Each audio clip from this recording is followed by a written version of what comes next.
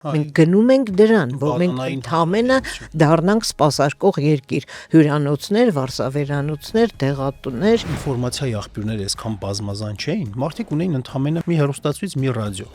Եվ կառավարել այդ տեսանկյունից ավելի հեշտ էր լինում։ Արվեստի, գրականության մասին հաղորդումներ ընդհանրապես չեղան, լցվեց պրիմիտիվ, օրծանարար, այլանդակ սերիալներ։ Սա ամենապրիմիտիվ անկարգությունն է, այո, մարդու կամ մարդկանց նկատմամբ թքածական վերաբերմունքը։ Դրսում համեմատաբար ավելի գնահատված եւ ապահոված կյանք ունեին, եկել են Հայաստան ու ստեղծել են Գիտությունների ազգային ակադեմիա։ Ազար ներողություն եմ ես խնդրում, էլի այս բանի համար, այդ բառի հետ ես համաձայն չեմ, ծերակույտ բառն է օգտագործվել։ Թռնեն վերև, իջնեն ներքև, անունն էլ դնեն ոչ թե դոկտոր, ակադեմիկոս։ Ասում եմ, այսպես թե այնպես, այդ օրենքը եթե չընդունենք, ակադեմիան մեռնում էր։ Նպատակային քանդվում է,